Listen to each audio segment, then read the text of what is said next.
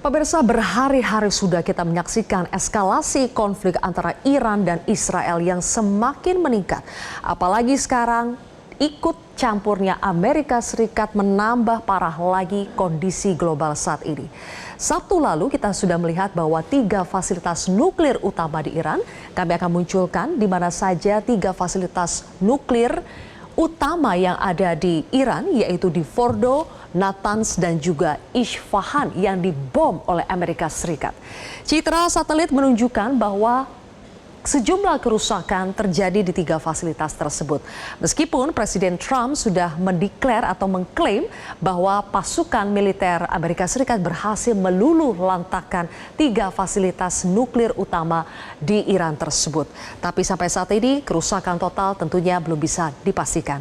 Sebelumnya kami juga ingatkan pemirsa, pada Maret 2025 lalu ada Direktur Intelijen Nasional Amerika Serikat Tulsi Gabbard yang menyatakan bahwa Iran memang memiliki cadangan uranium yang besar, tetapi belum ada indikasi atau tanda-tanda bahwa Teheran ini sedang membangun senjata nuklir mereka.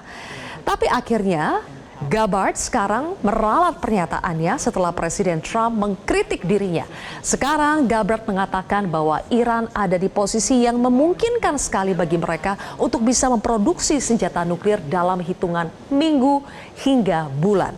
Nah, untuk membahasnya pemirsa, sudah bergabung bersama kita di sini adalah Dubes RI untuk Tunisia yang juga dikenal sebagai pengamat Timur Tengah, ada Bapak Zuhairi Misrawi, dan pakar pertahanan Marsama Purnawirawan TNI Agung Sasongko Jati. Selamat malam waktu Indonesia Pak Zuhairi dan juga Pak Agung. Selamat malam, Assalamualaikum. Waalaikumsalam. Pak Zuhairi, bagaimana analisa Anda sekarang, kenapa Amerika Serikat ikut-ikutan menyerang Iran? Apakah semata memenuhi desakan Netanyahu atau ada kepentingan yang lainnya? Ya, kalau kita lihat bahwa serangan ini sejak awal secara tidak langsung itu didukung oleh Amerika Serikat. Dan tetapi setelah melihat perkembangan bahwa harus diakui Iran memberikan perlawanan yang cukup kuat, dan bahkan serangan Iran ke Israel itu tepat sasaran dengan korban yang dalam sejarah ini pernah terjadi. Nah, oleh karena itu Amerika kemudian tentu atas dukungan dari permintaan dari Netanyahu melakukan serangan pada hari Sabtu itu. Jadi ini ingin menunjukkan sekali lagi bahwa Israel merupakan proksi Amerika di Timur Tengah, dan ini salah satu upaya untuk memberikan dukungan terhadap rezim Netanyahu di Israel. Oke. Pak Agung, bagaimana Anda melihat sekarang dengan adanya dukungan intervensi langsung dari Amerika Serikat yang ikut-ikutan menyerang Iran?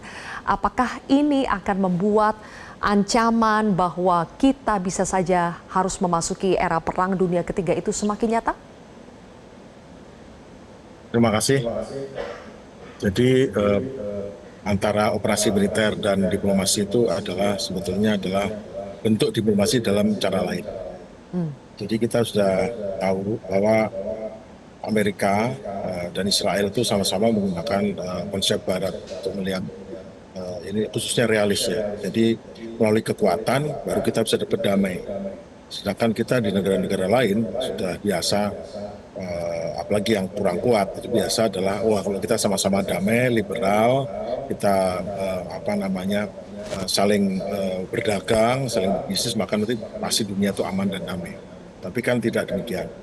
Nah, sekarang dari perkembangan terakhir ini, bahwa Amerika sudah terlibat di dalam penyerangan terhadap beberapa reaktor nuklir, itu sebetulnya adalah kepanjangan daripada domestic policy daripada Amerika, yang mana baik dua pihak, yaitu dari pihak Demokrat dan Republikan, itu masing-masing tetap mempunyai pengikut yang pro dengan Israel. Nah, dalam janji kampanyenya, Trump tuh selalu membantu Israel dan sering mengancam Iran. Dan kalau dia tidak melaksanakan ancaman itu, maka itu ini hanya ancaman aja. Nah, makanya serangan ini menurut saya adalah sebagai simbol, karena serangan ini tentunya tidak terlalu signifikan, karena tempat-tempat itu memang sudah dibom sebelumnya, dan juga tempat-tempat itu juga risiko tinggi kalau dibom di tempat yang tepat. Akhirnya lebih merupakan simbol, diklaim sebagai kesuksesan, tetapi itu kan adalah semacam propaganda. Sama juga dengan Israel menyerang, tempat dia sebetulnya Israel itu menyerang itu hanya untuk membunuh pimpinan-pimpinan ataupun key person, tetapi Iran ternyata tidak seperti negara lain. Key personnya dihilangkan, dibunuh, tapi dengan cepat menggantinya. Jadi sebetulnya apa yang terjadi sekarang adalah kelanjutan dari diplomasi yang macet, dilanjutkan dengan perang, nanti perang berlanjut sampai suatu titik baru, situasi baru. Nah, masalahnya adalah kelihatannya seimbang nih, Iran menyerang Israel, Israel menyerang Iran, meskipun korban lebih banyak di Iran, tetapi nyatanya Iran masih sanggup membalas, jadi masih balas-balasan nih. Oke. Nah, ini yang patut kita lihat, masih. Nah, tapi Pak Agung, apa yang membuat Iran itu tidak langsung membalas serangan Amerika Serikat, tapi masih fokus untuk membalas serangan Israel? Iran dan Amerika Serikat itu sedang melaksanakan perundingan damai. Jadi para kedua sisi itu berhubungan. Dan saya mendapat informasi bahwa sebelum serangan itu Amerika sudah mengirimkan pesan ke Iran bahwa serangan ini hanya pada target-target tertentu dan tidak ada regime change, itu kalau nggak salah seperti itu. Namun saya dengar pada hari ini Trump seperti biasa berubah lagi dari regime change menjadi ada regime change. Tetapi itu menurut saya adalah hanya merupakan ancaman yang tujuannya untuk menggoyahkan agar Iran mau kembali ke meja perundingan dan menerima syarat-syarat yang diajukan oleh Amerika yang tentunya sesuai dengan syarat-syarat dari Israel. Jadi itu yang terjadi sebetulnya sekarang. Oke. Pak Zuhairi, sekarang ada rencana pertemuan antara Menlu Iran dengan Presiden Rusia Vladimir Putin di Moskow. Apakah Anda melihat rencana tersebut bisa jadi indikasi kuat bahwa Iran sedang siap-siap untuk menyerang balik Amerika Serikat, tentunya dengan dukungan Rusia? Seperti yang disampaikan tadi, bahwa ini adalah bagian dari diplomasi sebenarnya.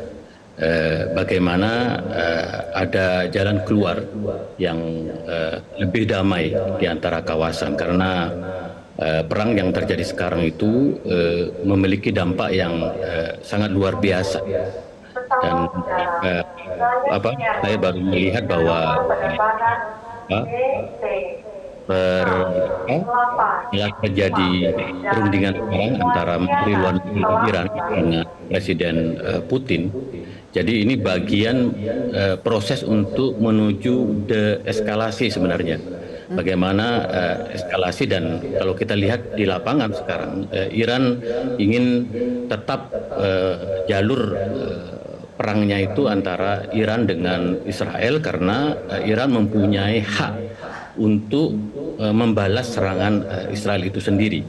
Dan kalau lihat secara diplomatis, dukungan negara-negara OKI kemarin terhadap Iran, dan kemudian sekarang di Tunisia tempat saya bertugas, Presiden Tunisia juga memberikan dukungan terhadap Iran, bahkan mengecam serangan yang dilakukan oleh Amerika. Jadi secara diplomatis Iran mempunyai hak untuk melakukan serangan balik ke Israel, bahkan hingga tadi pagi, dan seperti disampaikan oleh Petro TV barusan, masih ada serangan balasan dari Iran. Dan sekarang memang posisinya tergantung kepada Israel.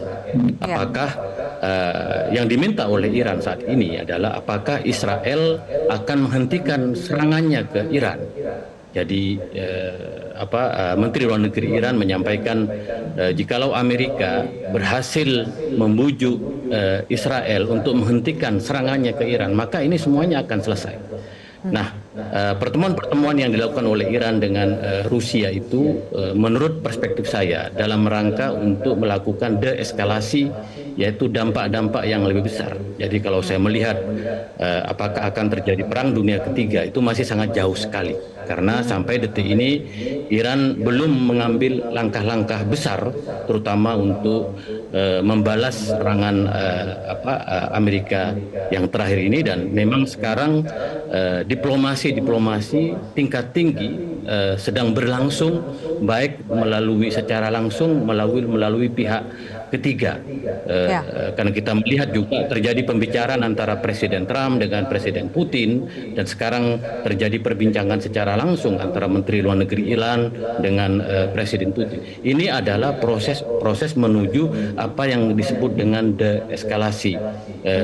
Eskalasi menghambat terjadinya eskalasi yang lebih besar di kawasan Timur Tengah, karena dampak dari perang langsung antara Iran dengan Amerika, dampaknya sangat luar biasa bagi stabilitas politik dan geopolitik.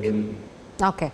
Apakah Pak Agung juga melihat rencana pertemuan Menlu Iran dengan Presiden Putin itu juga sebagai upaya diplomasi untuk menuju deeskalasi, atau bisa saja sebaliknya?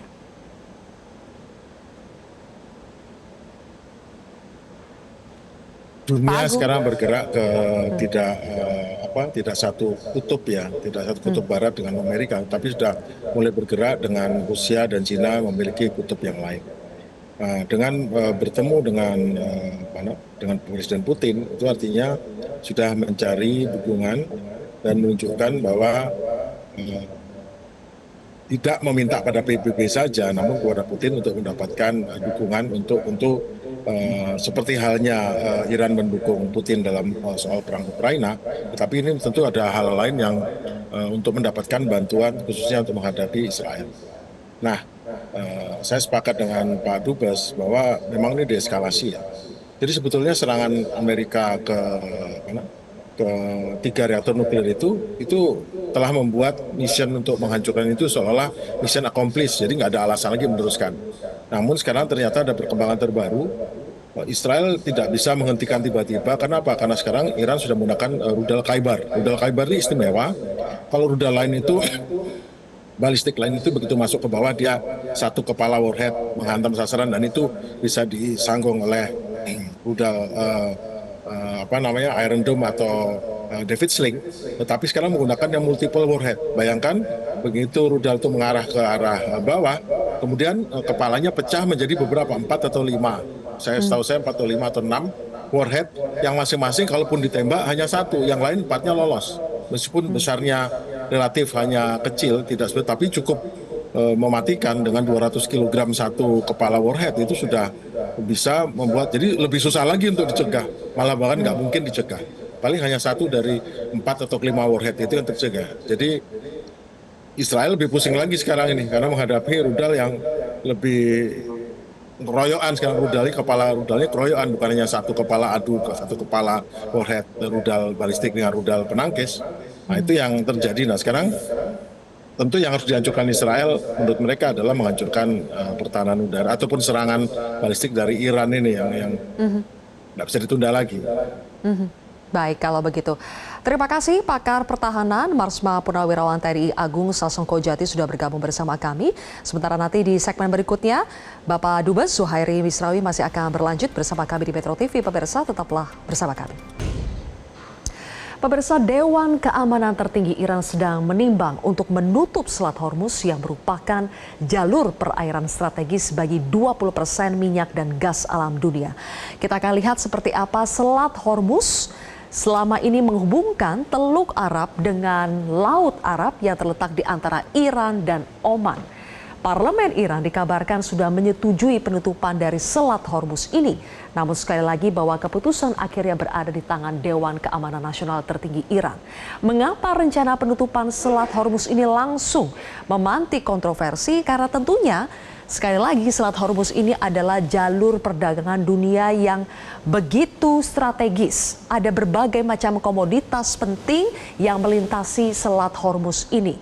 Dari sumber kami di sini disebutkan bahwa Tidak hanya minyak dan gas, tetapi juga ada komoditas lain seperti misalnya ada produk sawit, kemudian juga ada gas, ada pupuk, dan kapal-kapal tanker yang mengangkut minyak dari pelabuhan-pelabuhan Teluk Persia pasti akan melintasi Selat Hormuz ini. Nah, pertanyaan saya kembali kepada Bapak Dubes RI untuk Tunisia sekaligus juga pengamat Timur Tengah. Kembali ke Anda, Pak Zuhairi, seberapa besar Anda melihat probabilitas atau kemungkinan Iran jadi menutup Selat Hormuz ini?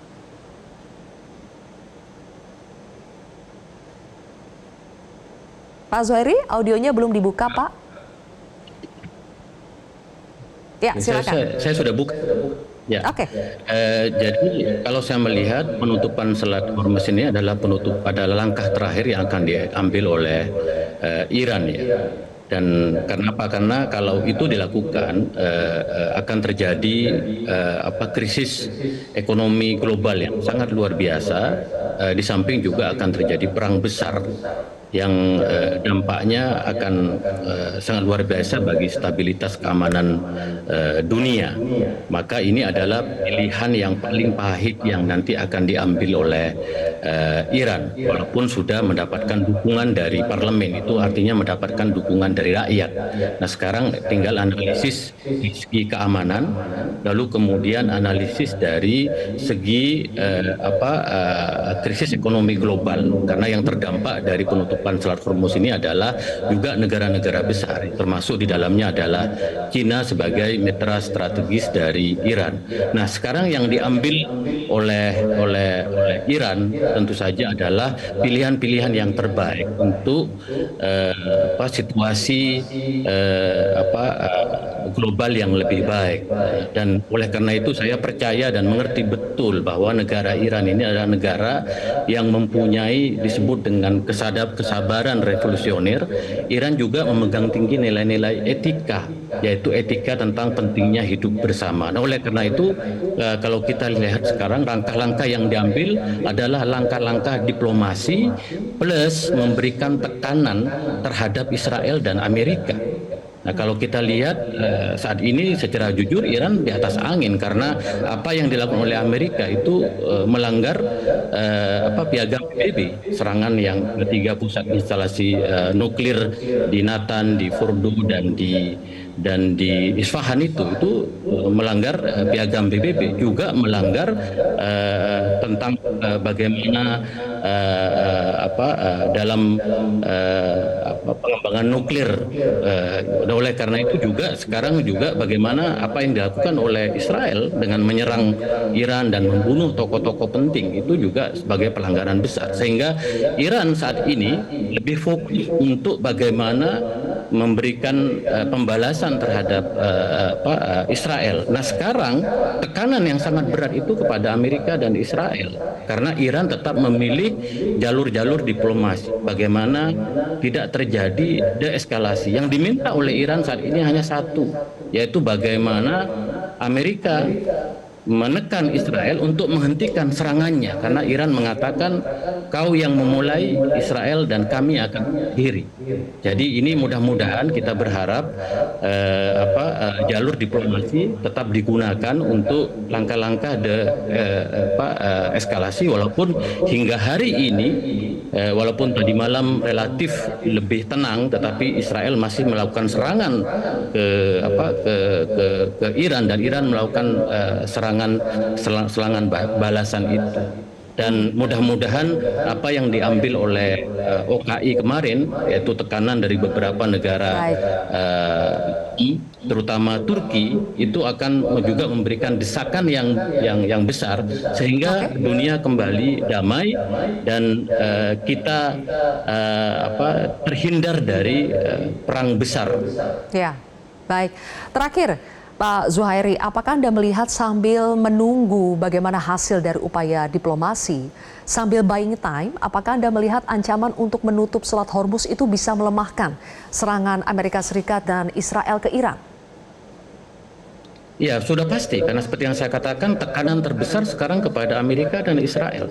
Karena kalau kita lihat di dalam negeri Amerika sendiri terjadi perdebatan, jangankan Partai Demokrat, Partai Republik sendiri banyak menentang. Bahkan Bernie Sanders mengatakan langkah yang diambil oleh Donald Trump dengan menyerang pusat-pusat instalasi nuklirnya Iran itu adalah pelanggaran terhadap konstitusi.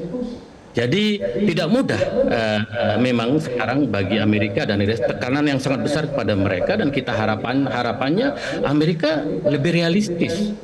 Karena jikalau penutupan Selat Hormuz itu terjadi dan kemudian Iran masih mempunyai artileri, mempunyai kapal-kapal yang berada di Teluk, ini sangat mengerikan sekali kalau itu dilakukan. Dan saya merasa bahwa Iran akan sebagai negara yang sangat menghormati etika, nilai-nilai kemanusiaan, nilai-nilai kebenaran dan kebaikan dan kemaslahatan. Iran memilih jalur yang lebih sedikit, yaitu bagaimana Israel yang selama ini mengganggu Palestina, mengganggu Libanon, mengganggu Syria, mengganggu Mesir, mungkin juga mengganggu negara-negara di sekitarnya, itu menghentikan tindakan. Hari ini kita masih melihat bagaimana 50 orang warga Palestina dibom. Warga Palestina ini sudah tidak punya rumah, tidak punya makanan. Ya, mereka betul-betul hidup dalam situasi yang sangat mengerikan, tapi masih dibunuh oleh Israel. Jadi saya kira bagaimana apakah Israel akan terus melakukan tindakan seperti itu?